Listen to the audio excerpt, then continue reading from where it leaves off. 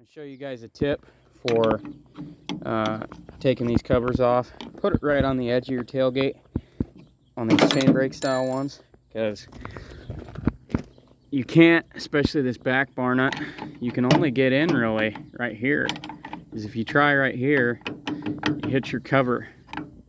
So come down here with it flush up against your tailgate and just, oh, that one's a little tight. Crack them off that way, like this. See, I can come down like that. Now they're both loose. These are probably not actually bar nuts. They're probably just regular nuts with washers behind them. At least this one is. But I just sharpened this chain up. So I'm going to go ahead and pull it off. Check my bar rails at minimum. I'll probably leave this bar off this saw. But I wanted to show you guys a tip. One of the big complaints with these saws, and it's a valid complaint, is these chains, getting them on and off. It's a pain in the butt. Like I said, it is a valid complaint because giant clutch, not very much room to get a chain in there. This is actually a really nice shaped saw. Motor's in great shape, but I'll set you guys here. It runs really good. It's one of the reasons why I'm going to semi-retire it. You guys can hear me. Yeah, like that. Okay, so take your bar plate off if you actually have your outer one. Get your chain off the bar.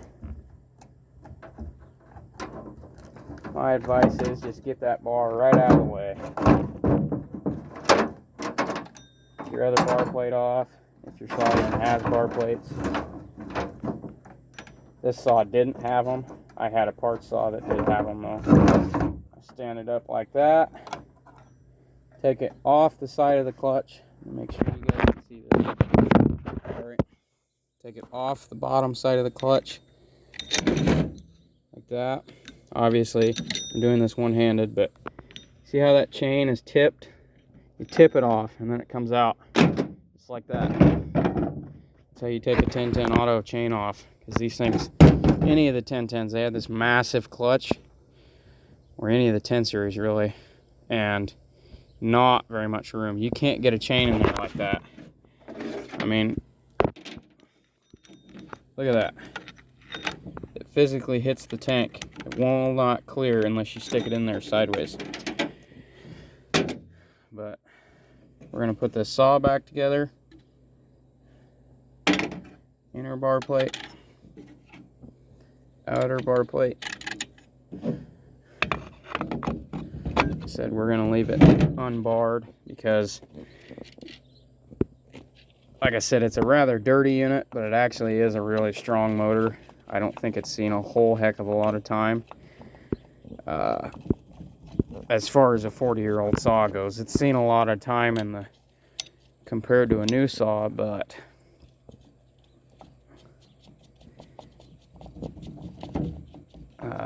it's actually a good running unit, and I'd like to keep it that way. This is not the cover that was on it. This was on my ProMac 55, but I busted the tensioner and it didn't have one. I had this cover with this tensioner in it, so we'll put this saw back. Flip you guys around. Like I said, this is a really good run little 1010. It's just I'm not always in the mood to run a 1010. They're kind of vibraty. They're smooth for their day, but they're just not always what I want to run. I'll set it over here for now. I gotta get some shelves built along this wall, and then that's gonna be the saw shelf. I gotta go grab the bar and chain because we're getting ready to get some rain. We've been, other than the past 2 weeks, we haven't had any rain in 2 months. So, happy to see it. Happy to see some rain. But, grab this bar and chain set up. Both these oil holes are surprisingly clean on this bar. Sorry, I'm just talking to you guys while I put this chain back in this bar. And I'm gonna go hang it up. It's a 20-inch Oregon. It's just something I got it. I got it at Baumgar's, actually. There's a local Baumgar's. And somebody actually, they're pre-packaged. They come with a bar and a chain. The chain comes in a little package. Well, what happened was somebody stole the chain and left the bar. I don't know why, because it's a 70 driver bar. So unless you have a McCullough, there's really no reason to steal that chain. And it was one of those weird Oregon chains that has the L style or the bent style raker. They kind of look like that on top. I hate those chains. They suck. I don't think they cut that great. One of my buddies is like, oh, well, they cut super smooth. I said, I don't care. They're slow. They cut slow as heck. And I'm not a super big fan of them. I prefer real full house, full chisel chain. It's only got one raker. None of that bent raker or none of that safety chain crap. It's got two rakers. None of that. It all works. It's all chain. But it doesn't cut that great. It cuts okay. I mean, like, better than a dull chain or better than no chain, you know. If you can't get one, I mean, get what you can. But it's just not for me. Like I said, I'm kind of semi-retiring that 1010, and if I take the bar off of it, then that kind of forces me to actually retire it. Another thing I might do tonight, I'll probably make a separate video, is take the oiler out of the part saw. Which reminds me, I'm going to come over and flip the lights on so I can see when I'm working in case it starts raining. And I can close the garage up. But probably pull the oiler out of that part saw 610 I got the other day and put it in my running 610 and confirm that I'm getting bar oil. Which, if I'm going to do that, I probably should have just left my bar wrench in here, because that 610 still has my 20-inch McCullough bar on it. I do like that Oregon bar, that Oregon 20-inch. It's okay.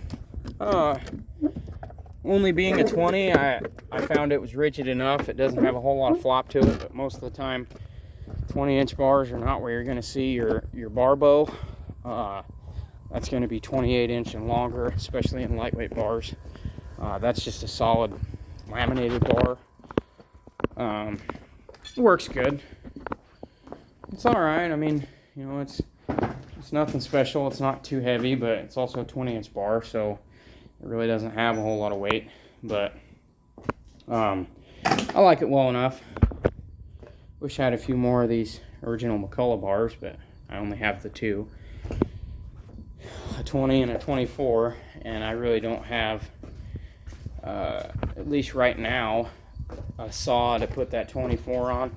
I could put it on this 610, and this 610 would pull it fine, but there's no reason to put a 24 on a 60cc saw.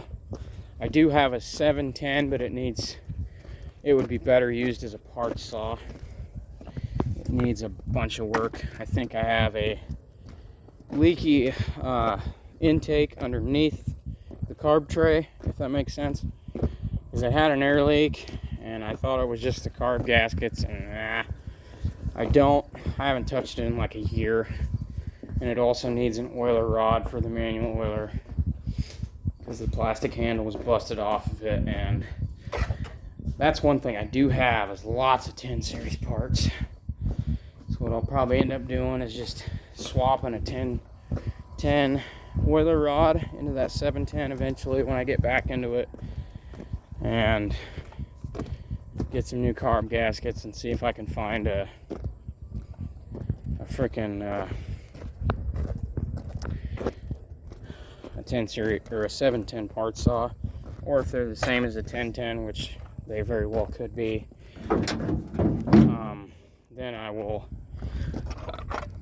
just swap over one of my 10 series part saws. I might just swap the whole tank and boot and everything. I don't know. Depends on whether that 710 tank leaks. But that's all for today. Like I said, I'm going to make another video. I'm going to take the oiler out of this saw and put it in this saw, because this saw runs.